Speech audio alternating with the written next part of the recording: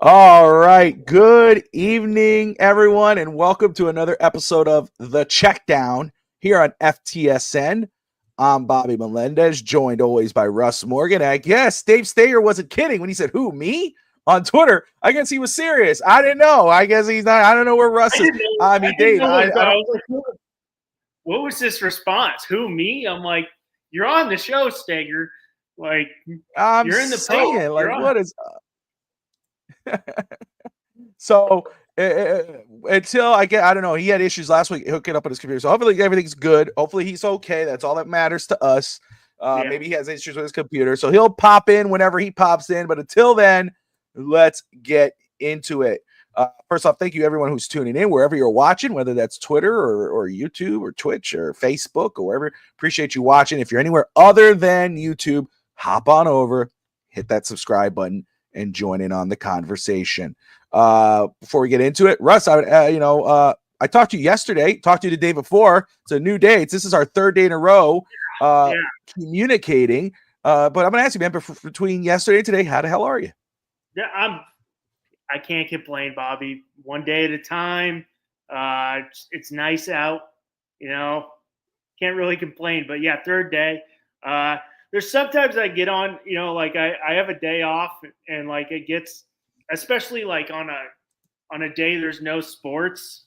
Like Wednesday night was great because there's nothing else going on. There was no baseball, anything.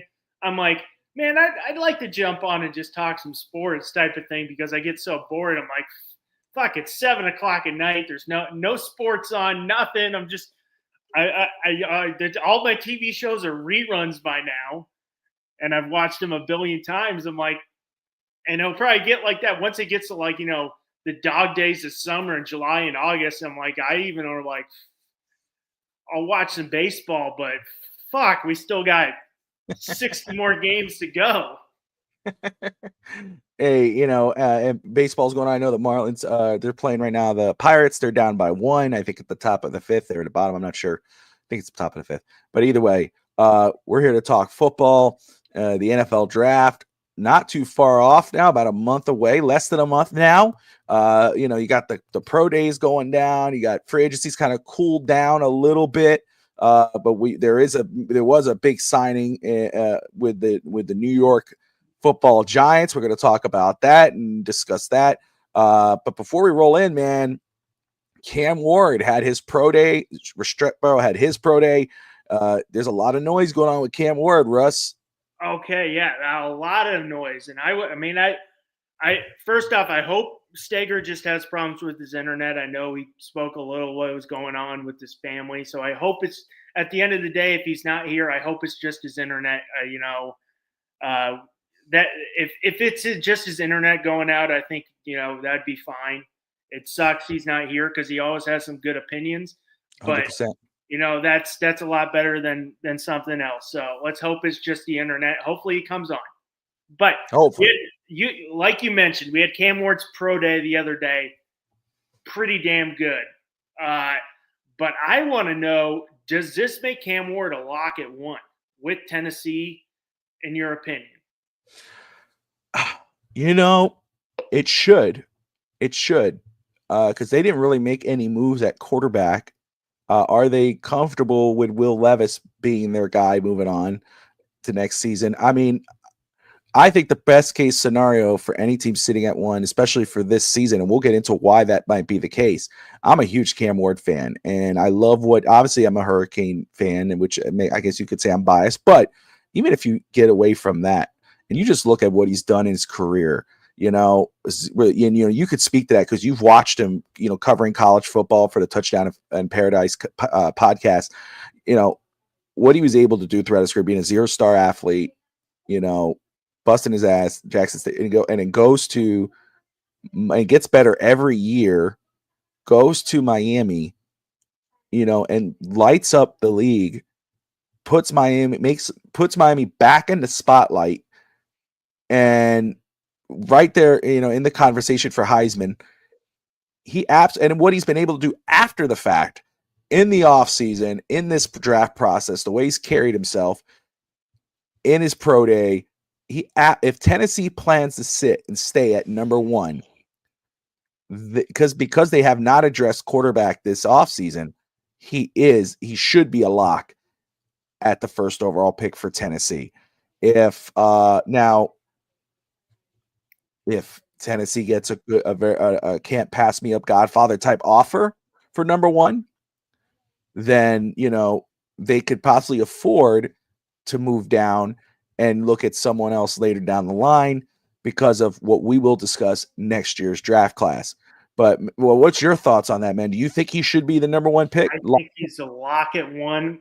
And the more I watched a lot of Cam Ward from Washington State to Miami, and just seeing his progression from being a good quarterback at Washington State, and when he was at Washington State, he made that to put the team, in the top 25 conversation.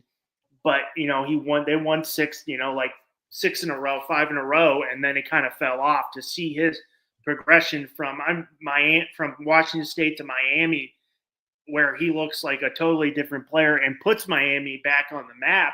Now they're getting these big 5-star athletes coming back. They're getting Carson Beck, who's, whatever Carson Beck has, he was a, guy starting quarterback at the University of Georgia. Do you think he would have come to Miami if they didn't have the year that they did? Maybe his ex-girlfriend was there at the time. I saw something funny about they're making fun of Carson Beck so much on on him cheating on his girlfriend. Moving to Miami's just but I mean, like, I don't think you get Carson Beck if you don't have Cam Ward. So he put that team on the map, which is, historically Miami's. When you think college football, if you know college football, you think University of Miami. So I mean, he put that team on the map. I think unless Tennessee gets a Godfather offer to move down, would you feel comfortable with a Shador or with a Jackson Dart, or what is it, Tyler Schruck or Tyler whatever? Shaw? Is that Tyler Shaw? No, maybe it's a different name, right? I know he's been moving. I know his name. I mean, I guess if you feel comfortable with that, then you can, and you'll probably get a good offer because there's teams looking to move up. But I would say go Cam Ward, especially when you have this new stadium coming around in Tennessee in the next couple of years. You want to go in to a new stadium, maybe re-energized with – you never know. You never know with next year's draft class what those guys are going to do. You never know. Maybe Arch takes a page out of his uncle's playbooks and decides to stay in college for a year, or he forces a trade because he doesn't like the situation. So I would say he's a lock. I watched a lot of Cam Ward this year, not just because I mean, I love college football. I picked him to win the Heisman. I love watching him because he does not get phased at all. The way he sits back there, it's just like he's nonchalant. That pass week one, that touchdown pass against Florida week one in the back of the end zone was just amazing. And he just flicks. If you saw the pro day, that arm strength is there. And I think he's also the mold of the NFL quarterback is more suited to Cam Ward. No, absolutely. And that's why, like, I'll bring up Godfather offer, unless there's something there that you can't, because I can understand that if you get that type of offer, obviously the Tennessee Titans need a lot more than just a quarterback to be successful, obviously. However, because if they could trade down, like you brought up, you got Jackson Dart, Shedeur Sanders, maybe Tyler Shaw, who's moving up draft boards right now, who's an older quarterback. I think he's like 25 years old, 25-year-old rookie. But yeah, he has been around, but he had a great year last year. I'm going to watch some film on him. I'm actually going to talk about him tomorrow on OTC in the morning with Coach and Josh because Tomorrow's Miami. Saturday, Bobby, again. Sunday, sorry. Thank you. Pins Talk today. Pins Talk today. That's the one I'm doing tomorrow and at noon. So thank you. Probably just all the days run together. It really does. It really does.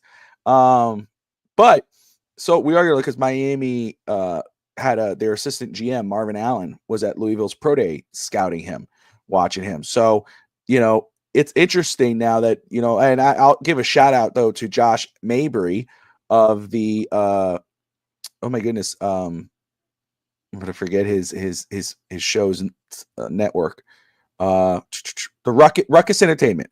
I'm gosh, forgive me if I got that wrong. Ruckus Entertainment, Josh Mabry, who I work with on my day job, he actually told me, he's come to me multiple times and say, "Hey man, you need to check out Tyler Shaw of Louisville. You need to check him out." Or Shock, whatever his last name is. Yeah. And he told me, he goes, "You need to check him out. He's a Louisville fan, but he's like, this is a guy that I'm telling you, you need to check." I said, okay. So shout out to him because now this guy's moving up the boards. But that gives Tennessee the flexibility to, like you said, if they could consider an offer, they take an offer, and they don't have to go quarterback at that point. You don't have to go QB round one. Then you get the best. If you get a Sam Bradford type of deal, that might be too good to pass up for Tennessee. Like you said, they need a lot. They need wide receivers, corners. You can never have enough offensive linemen. So I mean, I get it on that. But I mean, you're in Tennessee.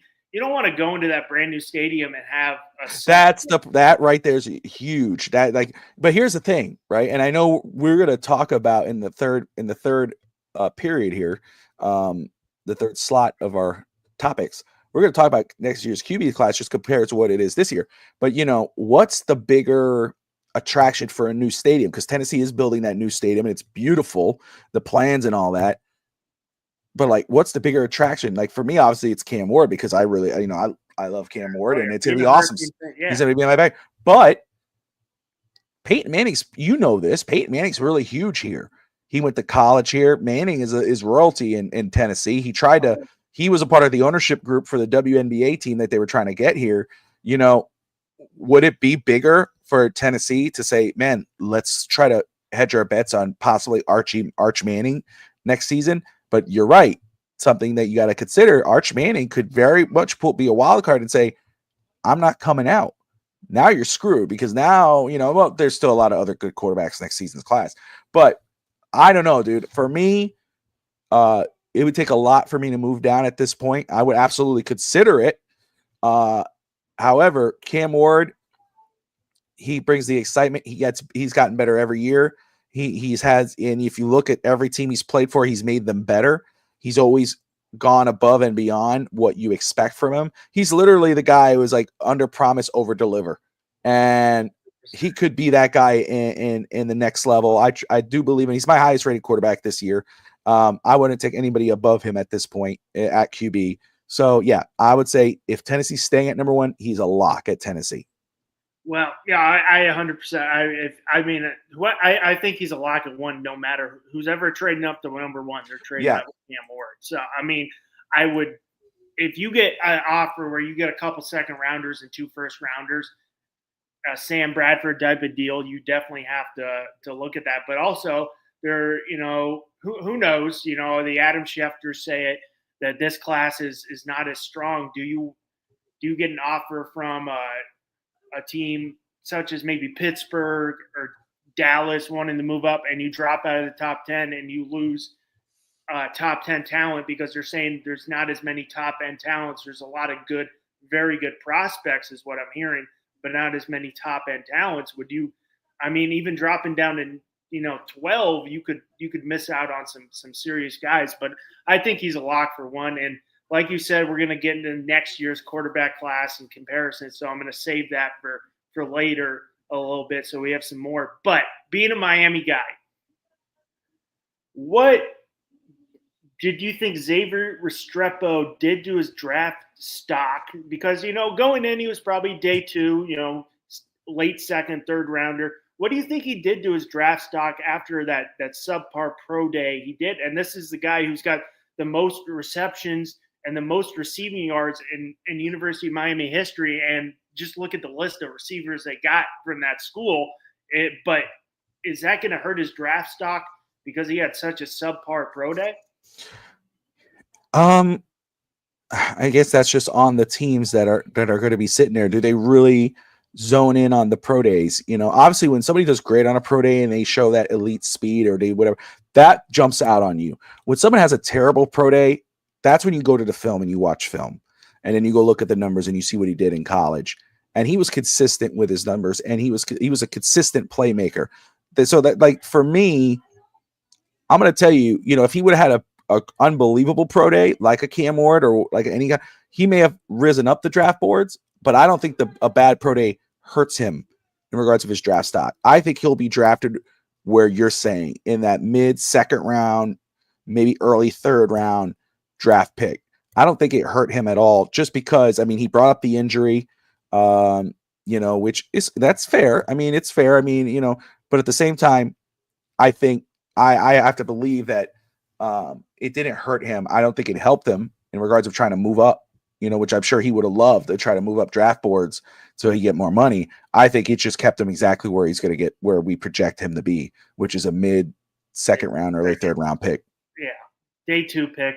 Yeah. I mean, I'm a big component of not taking too much stock in the pro days, because I've seen too many guys. Oh, this a pro day is going to jump him off the board. I'm a big guy of watching the game.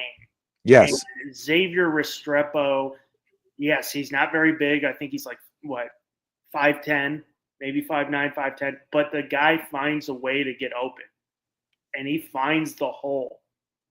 So, I mean, and like, as a Jets fan, or I think any fan base, if you take him, if he is in the third round, you would be very happy to have Xavier Restrepo, because he is a great slot receiver. I've seen Lad McConkey comparisons, and McConkey wasn't over. His measurables don't jump. He's not super fast, but you saw what he did. I would be, as an NFL fan, as a Jets fan, I'd be happy. I think any NFL team would be happy to get him, because this guy's 4 years of college, maybe 5. I don't know if he redshirted.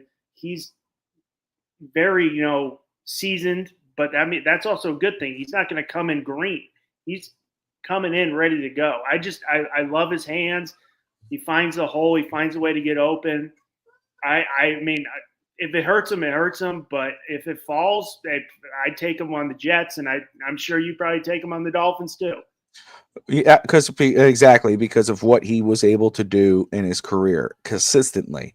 And I think you bring up a great point, and that doesn't take, what I said doesn't take away from your point at all, because guys could have amazing pro days. I mean, we've seen it.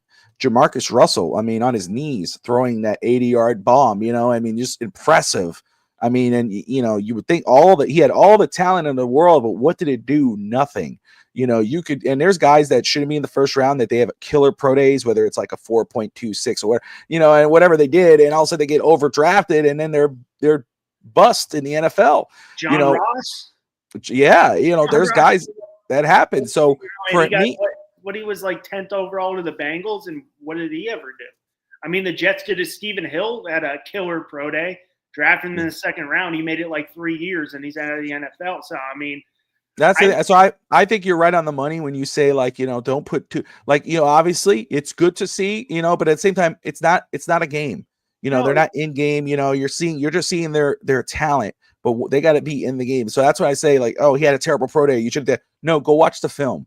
But look at what he's done. You're watching. First off, they're running around in shorts. So I'm like, they're not running. But even watching Cam Ward's throws, and Cam Ward's arms, unbelievable. And he's throwing to Restrepo, and Restrepo's just, he knows he's got to slow down a little bit to get under, catch it right here. I'm like, that's just like, he's a smart player. But I mean, Belichick's receivers weren't burning fast in New England. I mean, you saying Edelman's running a 4.4? Wes Welker? I mean, it's just the guy put the tape. The tape matches up. He's going to be a solid receiver. Yes, he's smaller, but I mean, throw him in the slot. He'll be ready to go day one. Yeah, I agree. Let's move on, and I'm going to grab my phone in just a second. I left it on the bed over there, so I want to get up and grab it just to make sure. Maybe I'm crazy. I started thinking about that because when he said that, maybe he texted me, he said he wasn't going to be on, and so I'm just wondering. However, I hope I sent him a link, but he would comment on here if he didn't have a link. Shedeur Sanders, a lot of people very early on in the process, he's a polarizing name, especially with his father being who his father is. But Shedeur Sanders, successful college career. A lot of people early on projected him to be the number 1 overall pick. No knock on him whatsoever. Obviously, there's a lot to like about him, but when I turned on the film, for me, I did not see a lot for me to say. Like, I did not see a guy that I'm like, oh, you better pick. He should be a top 10 pick, top 5 pick, whatever. I'm gonna watch more of him, obviously. However, he is still a very polarizing name, and wherever he goes, the media is going to follow him. The attention will follow him, and we're going to figure out where it goes. But remember, I brought this up a couple weeks back on the show where I was like, I'm having a suspicion, a feeling that Shedeur could end up with the Cowboys. Well, as the 2 weeks, a couple weeks have gone by, now you got these not that I had any inkling, I just had a suspicion within myself. And now that there's some reports coming out, Des Bryant kind of hinted at it, that and the Cowboys, there's some kind of reports that the Cowboys have a certain kind of feeling about Shedeur Sanders that, he could potentially fall to their pick. And if he does, they could end up grabbing him at that pick. Of course, they got a franchise quarterback at Dak Prescott, but he can't stay healthy. I'm going to ask you, and while you're talking about that, I'm going to get up very quick, grab my phone, I'll come back. So I'll let you go. Forget my daughter screaming in the background there. She's terrible threes right now. There's no such thing as terrible twos. It's terrible threes. It's okay. I love her. We're alive. Okay. But Shedeur Sanders to the Dallas Cowboys. First off, what do you think about that possibly being the pick, especially with Dak still at quarterback? Him being selected at that pick, do you think it's the right pick to pick him at? And what that would mean for Dallas and that media attention it would bring. While you're talking about that, I'm going to come right back. I'm going to mute this mic. I'm going to go get that phone and come back. Sounds good. In my opinion, I think that's probably right around Shedeur Sanders' range, that 9 earliest to 21. I would think that would be right around his range of where he would be drafted. Now, I think there's extenuating circumstances with Dak just being that hamstring injury. I'm pretty sure they said the hamstring was like off the bone. So maybe that injury is a little worse than they thought initially. If I'm going off, if I'm Shedeur Sanders right now, I would not want to go to Dallas. Not because he can't be successful in Dallas. I would not want to go to Dallas because of the fact that Dion played in Dallas and is a polarizing figure in Dallas. And this guy's been in his dad's shadow his whole football career. So, and I think he's always going to be compared to his father, even though they play different positions. Now, I think he can be successful in Dallas with that offensive line and with at least CD. They don't really have a running back, but they have a strong offensive line. But is that the right fit for him? I don't know. If I was, like I said, if I was Shedeur, I wouldn't want to go to Dallas just because I would want to get out of my dad's shadow, because he's been in his dad's shadow all the way through high school, at Jackson State, at Colorado, and then he's going to go to Dallas where Dion's a big figure in Dallas. I mean, I don't see it. I wouldn't want to do it, but I think that would be like I said. I think 9 to like 21, 9 on in the first round's more his draft area, would be more suited for him. Now maybe he goes 3, but I have some issues. I just don't like. I like. There's times I really like Shedeur. I like his game. I think he stays composed under pressure, which he had a lot of pressure at college. I don't like the way he carries himself when he loses at all. He's a very gracious winner. But when he loses, he will pout like hell. So, I mean, but I don't know. Maybe Dak's injury is worse than we thought. That hamstring, maybe it's worse than what we thought. But I think, like you said, I think this is kind of where he will get drafted, in that range, that early to mid first round. Maybe New Orleans takes him, but I would say that's where he belongs, not at the top of the first round. But yeah, you did call. You said you had a feeling, and now we're getting some rumors on Dallas. So maybe it ends up happening. No, man, absolutely. And again, I think you're right on with maybe why he shouldn't go. And forgive me, guys, I don't know if anything messed up, but my computer just glitched on me. But I think you're right on money with, the shadow of his father and maybe trying to get out of that and, making a name for himself on his own. I will say though, and I don't know if that is the case, but a part of me feels though maybe that he's comfortable doing that. I mean, he played with his dad. It was I think I mixed it up earlier. You said, well, I think it was Jackson, right? It was Jackson State where he played. Yeah, Jackson State. Yeah. Okay, because I mixed up Washington State earlier. I said Jackson for Cam, and that's not true. It's the other way around. Jackson State played with his dad. Then he went over to Colorado with his father, and again had a very successful career. I mean, it's not like because his name is Shedeur Sanders that he is going to be a first round pick. He played at a high level. Even though it was with Colorado, he played at a high level. So he should be in the conversation for a first round pick.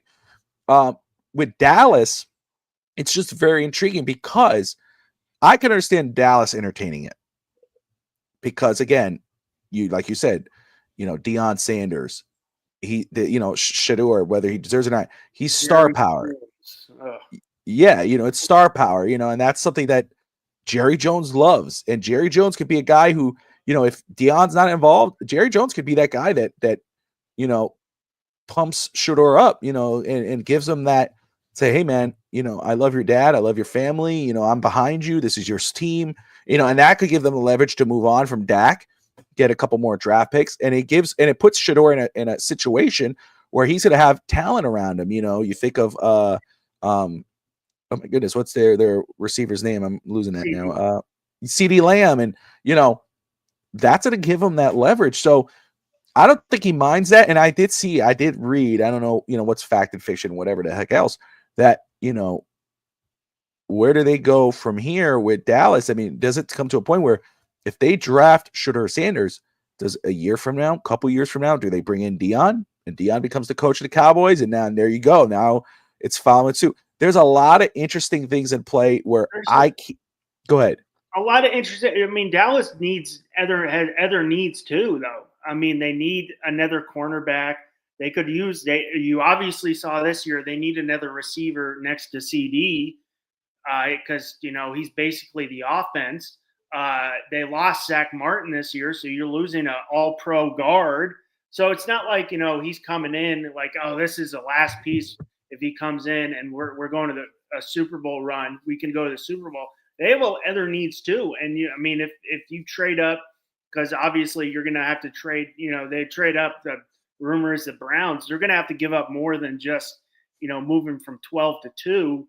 They're going to have to give up some picks too. That mortgage your franchise where you have other needs.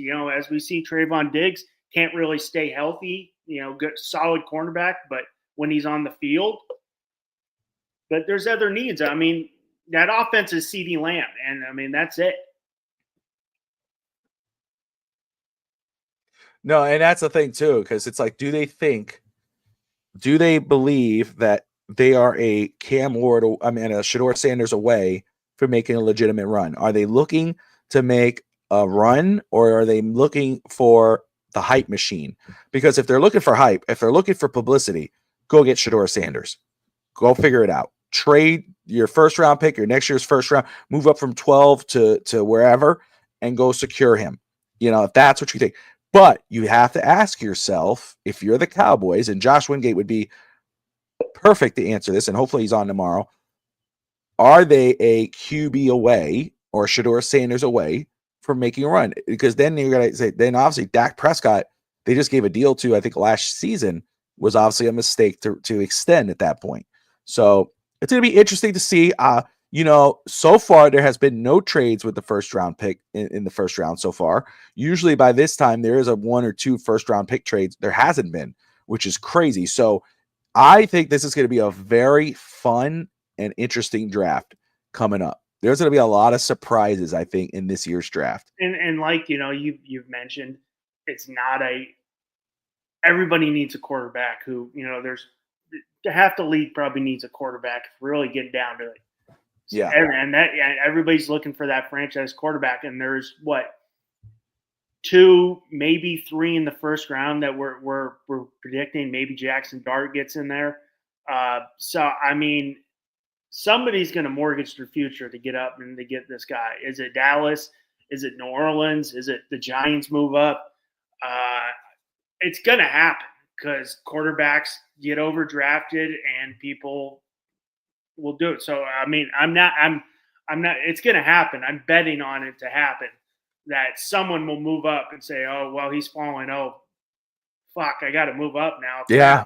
It's going to happen because quarterbacks are such, it's a hot commodity. I mean, saw Zach Wilson got overdrafted. Trey Lance got overdrafted. Way overdrafted. Now he could be playing in the CFL. Mm. Saskatchewan Roughriders put a bid in on him and now have him on like their exclusive negotiating list. So, I mean, he got and that was another Godfather offer that they traded up for him. So, yeah. I mean, it's going to happen. I just don't know where. I mean, Dallas would be, like you said, Jerry loves the headlines. Yeah, and I mean, you think about it. Okay, Shador to the Cowboys. That's headlines. That's blockbuster. That's where, and the NFL would love that. Shador to the Browns. Shador to the Raiders. Maybe that would be an interesting, move. Shador to the Falcons would have been good, but they got Michael Penix, and you and I are high on Penix, and we are on what he can do. And it's funny, 2 years in a row, I think you and I have both picked on the same Heisman Trophy winners because last year I picked Penix, last year you picked Penix, or the season before, excuse me, and then we both picked Cam Ward this year. But all right, so you talking about teams that could they trade up? Do they say, no, we're not going to trade up for Ward. We're not going to trade for Sanders. Why would they not do that if they really desperately need a franchise quarterback? Well, it's very quite simple. Next year's draft class, which is probably more than likely to be headlined by Arch Manning, who is the nephew of Eli and Peyton Manning, the grandson of Archie. And so, I mean, obviously the name alone and obviously his bloodline, but he's a really good quarterback. We'll see if he lives up to the expectations. But you follow college football, what's what's going to happen next year. Talk to me about the potential of next year's draft class compared to this year's class. Well, first off, you say the nephew of Eli and Peyton and grandson of Archie. His father, Cooper Kupp's probably a better Manning, yeah, better athlete than all those guys. He was a wide receiver. Yeah, he was a hell of an athlete and had a freak injury that he couldn't play. So the guy has like unbelievable genes. He was at Ole Miss, had an injury, and then that kind of ended his career. So looking at next year's draft class is what we project. You project Arch Manning right there because everybody's going off the name. And he did have a couple good games when he played, and he's nothing like Eli and Peyton because he can run. Like, it's insane. I mean, you're going to have maybe Nico Iamaleava from down the road in Tennessee's another guy. Drew Aller's a guy everybody likes. I'm not too high on Aller, but his size and his intent, 6'5" has NFL intangibles. You got Lenore Sellers, who's had a hell of a year at South Carolina and put South Carolina back on kind of the map. You got Nussmeier and Klubnik, and that's where it kind of falls off. But all those guys are starting quarterbacks on very good programs. But I mean, even my question is, I got a question. I mean, I get why people want to wait on a quarterback. I wanted to wait. Like, as a Jets fan, I'm like, I'd love Cam Ward, but please, if we're going to mortgage everything to move up to 1 to get to Cam Ward, I don't think that's the right call for us at this time. I would rather move back, and try to get an extra pick for next year and an extra pick this year, just to have more ammo to move up for one of those guys. But when we see this projection of the 26 class, where do you slot Cam Ward and Shador Sanders in those rankings of what we're projecting of the players that are supposed to might be coming out? That's a great question.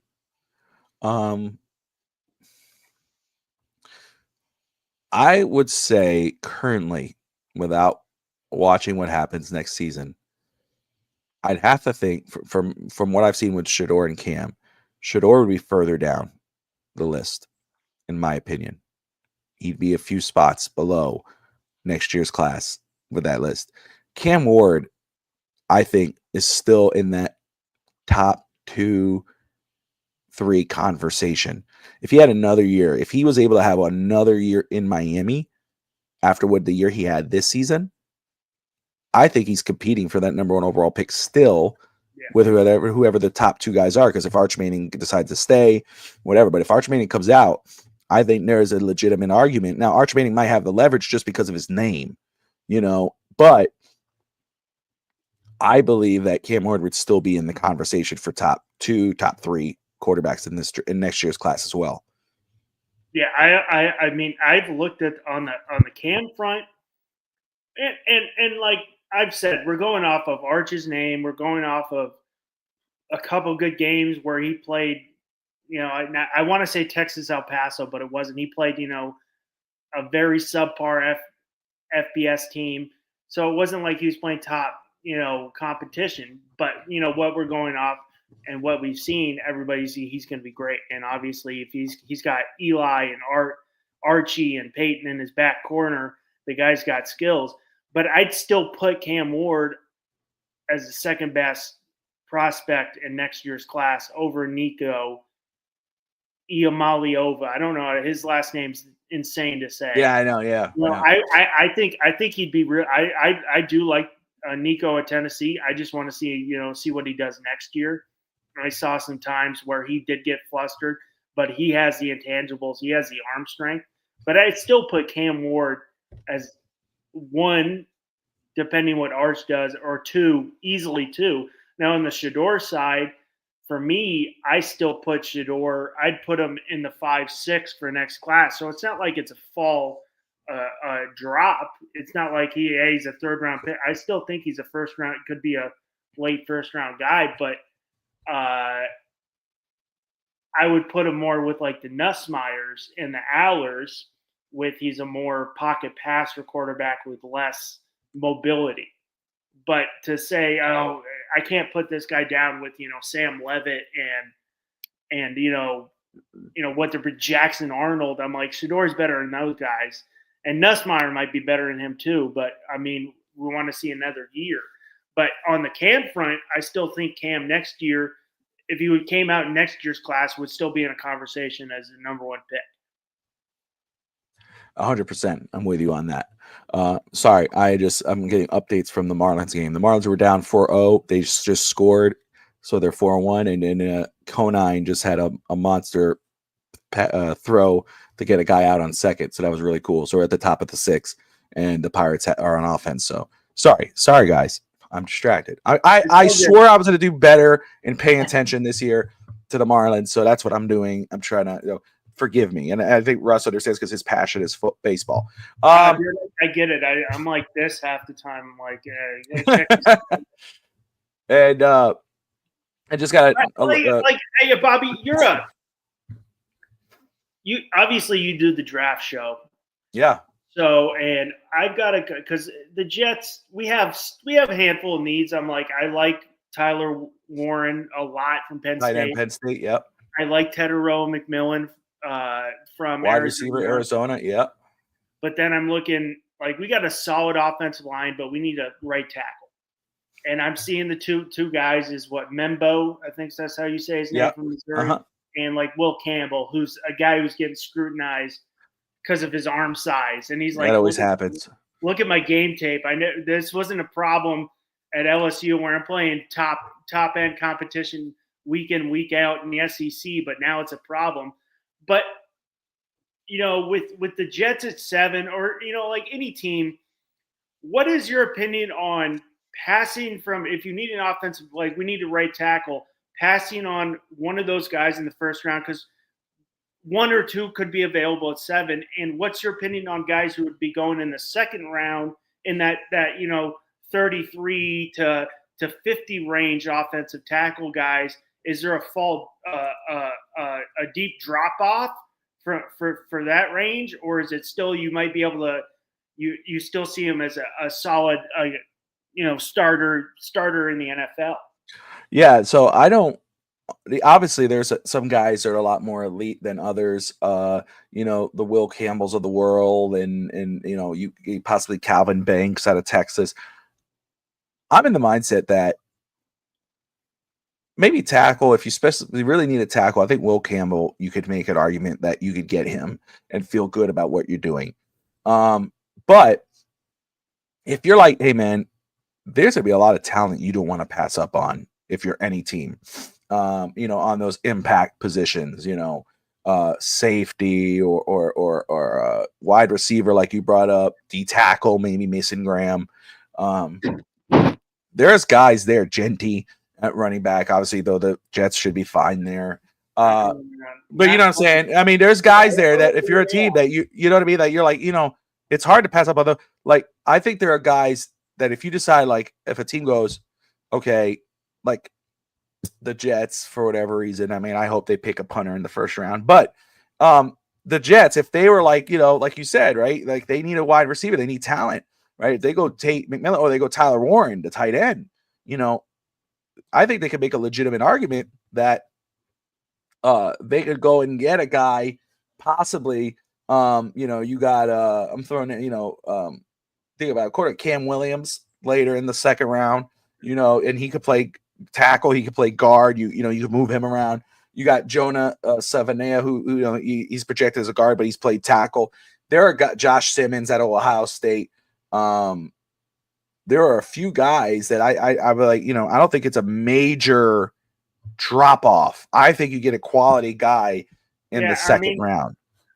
I mean, I think those two, the Membus and the Campbells, I mean, if they identify as, any NFL team, obviously speaking of the Jets, as, hey, this could be my future, like we got last year with Olu Fashanu.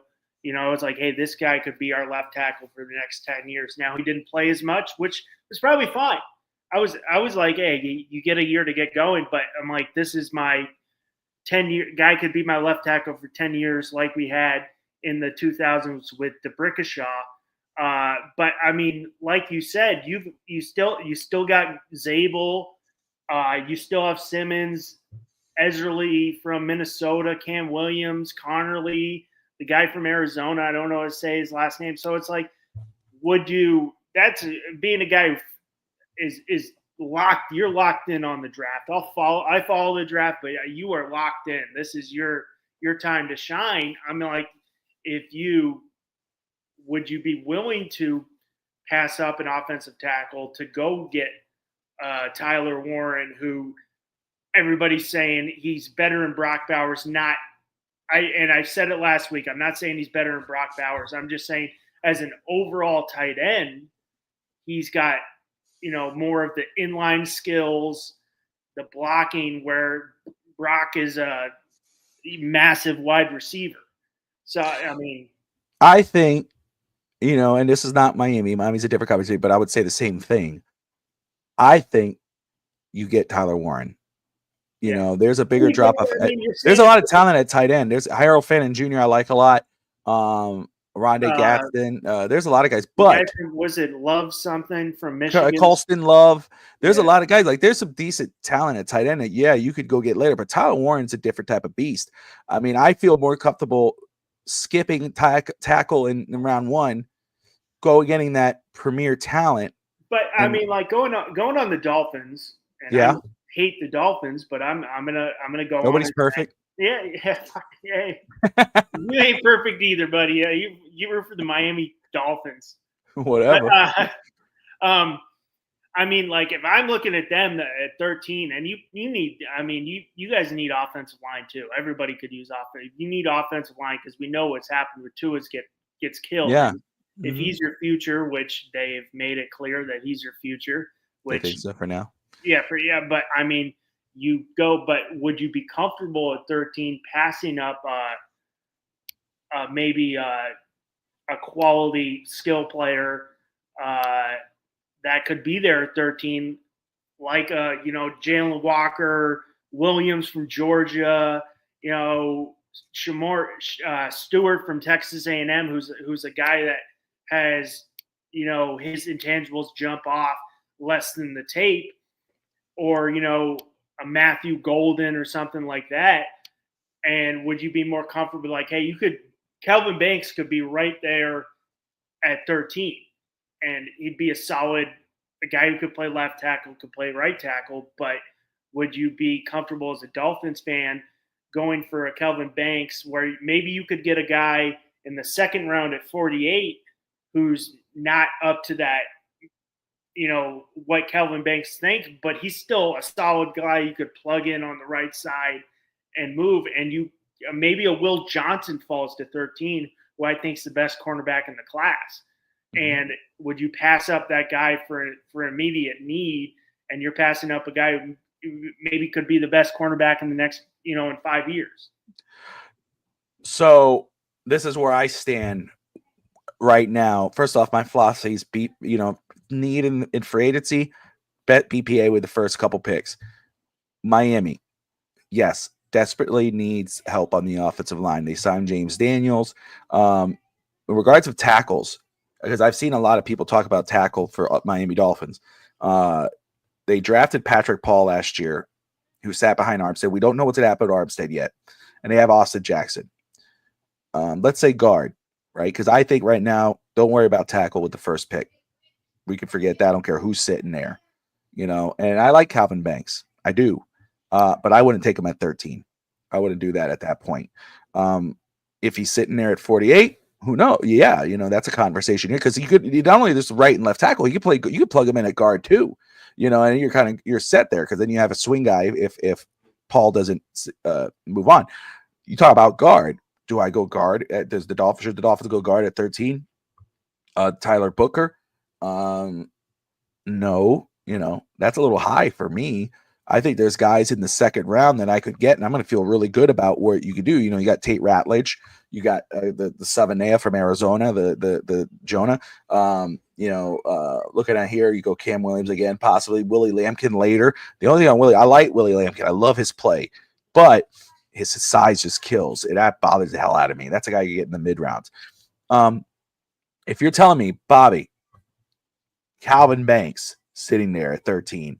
Will Johnson is sitting there. If you're going between those two guys, I'm going Will Johnson. Because you don't really, you don't really have another guy. You need corners just as much as you need offensive. You got Jalen Ramsey, but who's the other guy? Nobody's there. Xavier Howard's gone, right?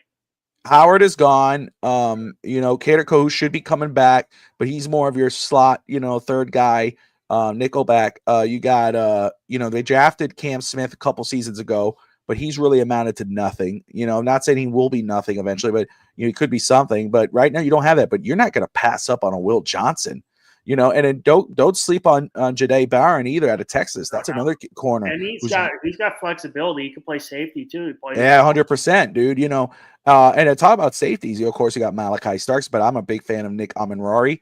That's a guy those are guys that at 13, it's going to be hard to pass up on. And I know there's a lot of people hung up on offensive line. I'm hung up on the offensive line, but I'm not hung up enough where you're going to skip on a premier talent just to go reach for, because Calvin Banks is not better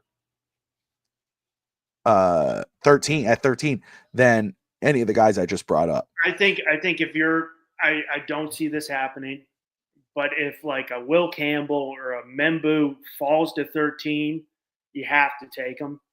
But that's the only guy at 13 I'd go and pass up, like a Malachi Starks or Will Johnson, or I'm not a big fan of or Jalen Walker or the guy from South Carolina who's Amenrari, who's had a great college season too. So yeah, not just the combine. He had a hell of a year at South USC, the real USC, because University of South Carolina actually started before University of Southern California. And Amon-Ra, he has the size, he has Yeah. the But balls.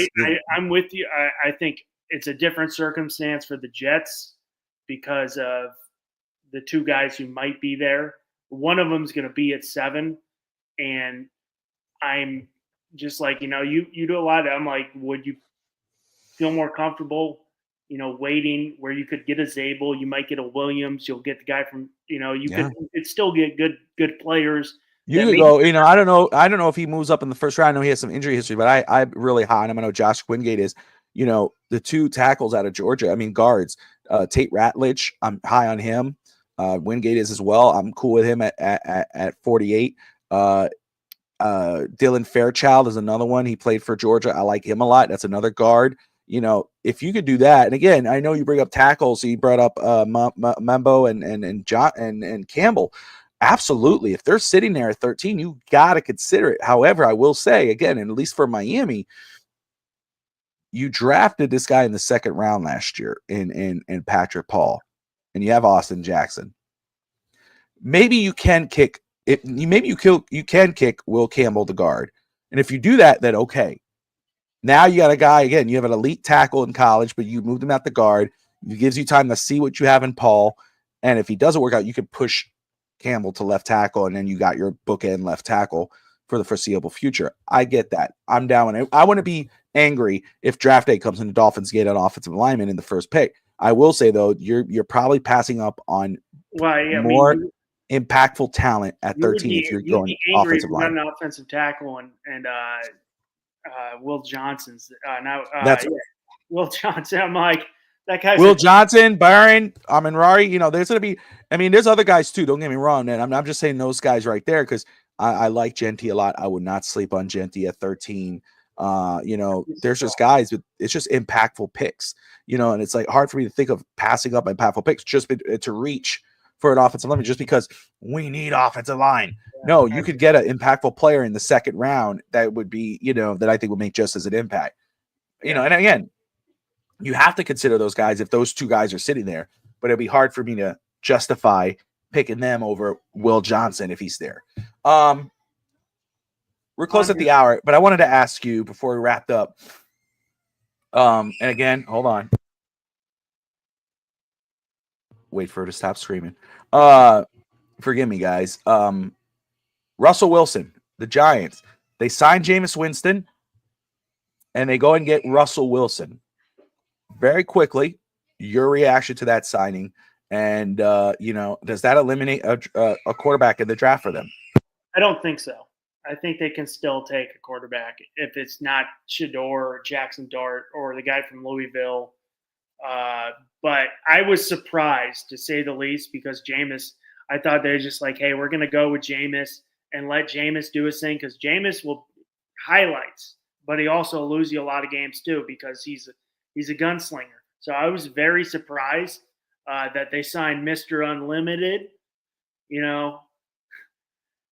Let's what are they going to say? Not let's ride Giants Nation or something like that. But I'm not a fan of Russell Wilson. I'm sorry. I think he's fake as can be. But I was surprised because I thought they were just like, hey, we'll go with Jameis this year and focus on either taking a Shedeur or a Dart and developing them. But I guess they had other plans, but I don't see that. I still see they could take a quarterback in the draft if it's not Shedeur. I think it'll be Dart if he falls to, what are they, 34. Yeah, I agree with you. I don't know what the hell the Giants are doing. I mean, I thought the same as you. When they brought in Jameis, I'm like, obviously he's going to be the QB for now, bridge. And, then they go and draft a guy and then let the guy sit. But they go and get Russell Wilson with the projection that he's going to be the starter. I don't know how that rubs Jameis Winston which way. The Giants are just a mess, dude. And I think they're just, I don't know. I don't think, I mean, I like Russell, but I like Russell as a backup, not as a starter in this time. But it's also, I was listening to a little Westwood one this week and talking about the Giants, that Joe Shan or whatever, Joe Shan and Brian Dable both on the hot seat. Do they want to have a rookie come in for the next coach? Because if they don't have at least a year where they look like they're making an improvement, they're probably out of jobs. Yeah. And we still see Russell can still play. He can still get you, wins. So maybe that's where they're thinking with signing Russell Wilson. They could be. That's exactly what they're thinking. And again, though, it's like, but for me, it's then you're obviously playing your coaching and playing for your job instead of trying to really better the team. And you're making it Russell Wilson a short-term fix because now you're not looking long-term. You're like, okay, Russell Wilson for a year, Jameis Winston. Where do you go from there? I don't know what they're doing in New York. I feel for Malik Neighbors and company. We'll see how it goes. Maybe they surprise people, but I don't see it. I think it's kind of crazy. Now with the NFC East is. Mm-hmm. I mean, you got the Eagles who lost a lot, but still offense, and then you got one of the best young quarterbacks in the NFL. Let's see how he goes in the second year. And Jaden Daniels, if he goes off, if his second year is like his first, if he improves off it, it's going to be, he's going to put the league on more notice. He already put the league on notice getting the NFC Championship game in year one. Yeah, exactly. We'll see how it plays out. But, it's been a good show. Stephon Diggs with the Patriots. I think that's great. The Patriots have a quiet, at least on paper, they've had a very good offseason so far. We'll see how that, bringing in Mike Vrabel, bringing in players that look like could impact the field. I mean, Stephon Diggs is going to play with a chip on his shoulder. They got Morgan Moses. Yeah, dude. They did a lot. I'm really hoping Diggs just does Diggs things and just blows that locker room up like he always does because he's not getting the targets. And it's just like, being a Jets fan, just ruin the locker room, Stephon. And you would love it too, Bobby. We can agree on that. I'm with you. I do agree on that. I do agree. Let me make sure I don't want to miss anything here. But targets, and he's going to lose his mind. You think, when he comes back, whenever that is, he should get a lot of targets because it's not a very great receiver room they have in New England there. No. But he is an older guy coming off ACL, so we'll see how he comes back. Yeah, we'll see how that plays out. But just try to look at something here. But quickly, you can go whatever you had. I just a quick something I saw come out, and you can go. I'm looking for it if you would like. No, you're good. We're about to wrap it up, so I'll let you. Okay, so ESPN Bet put out the win totals for 2025. So they had the Jets at 5.5. They had the Dolphins at what were the Dolphins? Dolphins were at 8.5. Do you think they are over or under 8.5? In total wins? Yeah, total wins. Damn.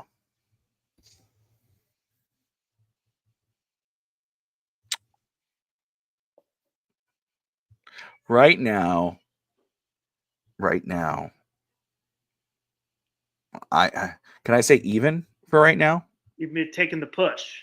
I'm pushing. Is that you're gonna have to help me with those terms? Sorry, I'm taking the push. I'm gonna say, I think 8. I'm like 8.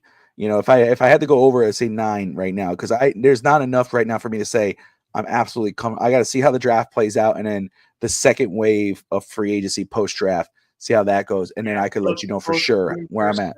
There'll be some of those. So I'm pushing. I'm at 8. You're at 8. I'm at 5, so I'm going under. You're at 5 for Miami? No, for the Jets. Oh, for the Jets. Okay. I would say under for the. They do the halves, so I would say 7-8 for Miami. Okay. So which I think I'm fair with that. I'm cool with that. I don't think that's Miami has not done enough for me to go on that route. So I think it's a great question. The best thing on we're doing the touchdown in paradise. We're doing like our over unders and stuff like that. And I'll mess with Justin all day on this. And Miami game comes up and he's like, total points is like 46.5. And like Pete goes, And Joe goes, and we're like, oh, it's going to go over. It might have been like whatever. It's a high number in college football. And Justin goes, I'm going to push. And Pete goes, can you push on a half, on a 46 and a half? You can't. No, you got to go under or over. Is there half points in football now, Justin? I will let him know every time. I'm like, I'll never live that down. It's just great. I'm gonna push. You can't push that. You gotta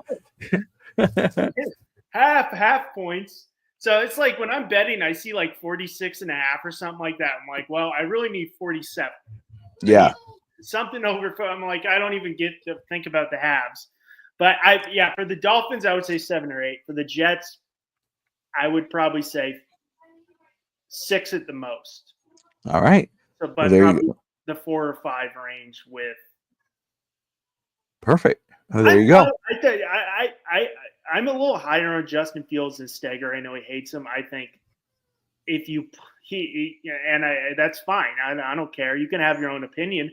I think you got to put him in the situation he's going to succeed in, which is moving around and making a run, which we saw later in Chicago they started doing, and then he started going. I'm like, you're going to have to put him. It's just and watching a lot of college football, it's not the same as it was in the 2000s where you have these great pocket passers who call their own plays. Now it's like they flash it. It's very spread. They're not it. So I think they're going to just have to put him in situations where he can succeed, type of thing. A lot of play action, a lot of throws on the run, less in the pocket because he's not a pocket passer. Yeah. But I do not see, I would say 6 wins would be our top. But I would more 5 would probably be where you're at, where you're comfortable. And that'd be fine because that would put us right in the range of getting a quarterback. That'd be a top 5 pick, top 10 pick right there. Maybe not an arch because you're going to have to really suck to get one. But I like Lenore Sellers a lot. And I've seen he's he's 6'3" and he's built like a brick shit house. So, Nico from Tennessee is great. And, he's right down the road in Knoxville. He's, he was the number 1 recruit coming out of high school over Archie. So, he was. I would never take Drew Lauer, but I don't like Drew Lauer at all. But I don't see us getting over 5.5 wins, unfortunately. I don't think you see over 9 at the most for you guys, but you're probably 8 wins is. How would you feel getting 8 wins, or even getting 9 wins, or getting a 10-7, making the playoffs?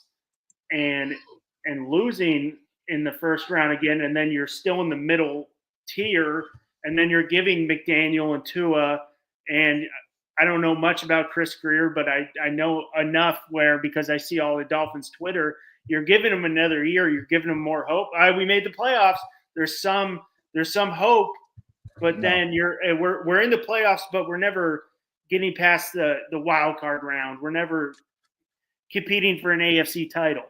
The bar for me, the goal for me, or whatever you want to call it, is a playoff win. You could be 8 wins, you could be 9 wins, get to the wild card, win a playoff game. Then you showed something.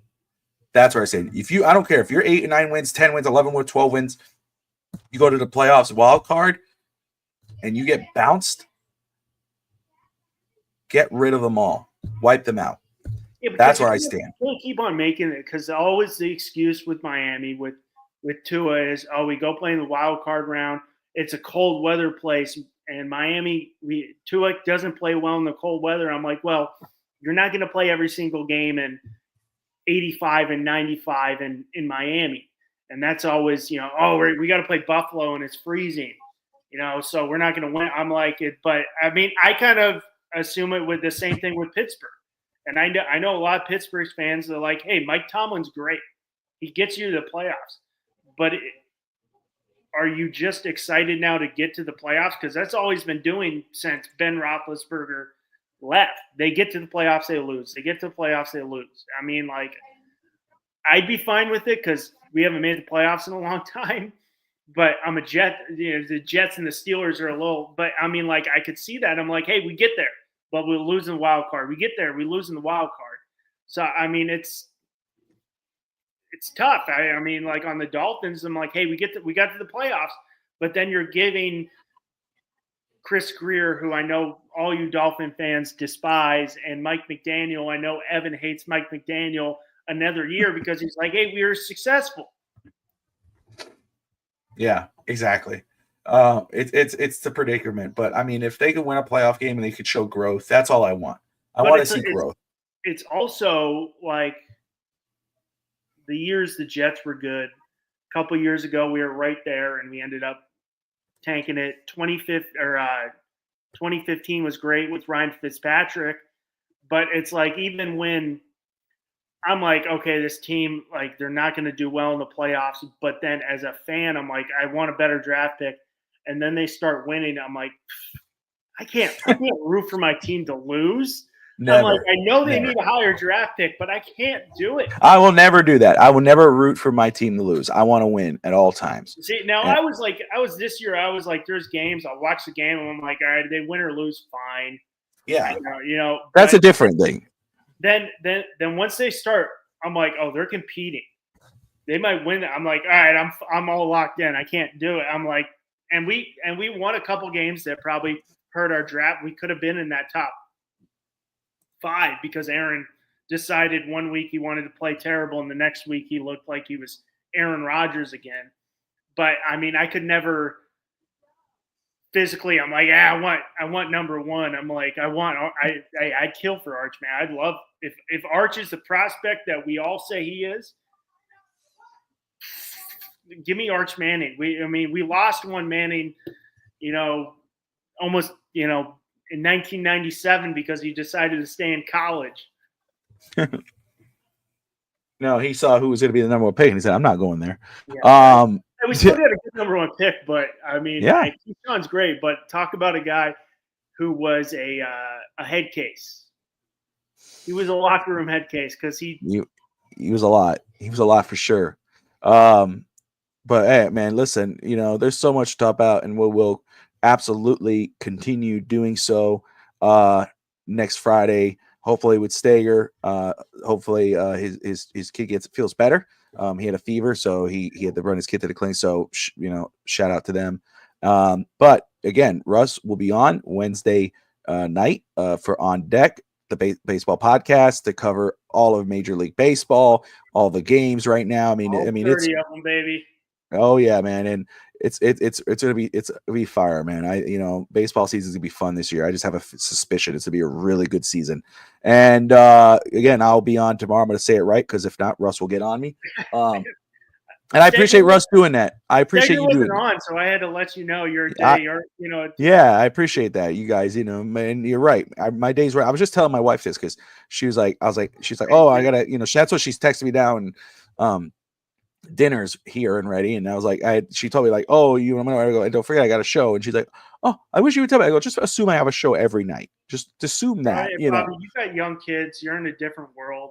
It happens, bro. And so, but tomorrow I'll be on Fitz Talk Today at noon with Fish Tank Hank talking Dolphins, and then tomorrow afternoon, actually at 4 p.m. Eastern, we'll be on with Josh Kimmel and Alex Brown on No Holds Barred Wrestling.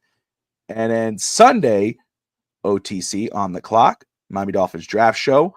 Russ, though he's a Jets fan, he does watch because we cover everything. Even though it's the Dolphins draft show, we cover everything. Too, yeah, you do. So hit that like and subscribe button. We appreciate you guys. We're gonna bounce. Thank you so much, and we'll see you next time. Have a good night. Good night.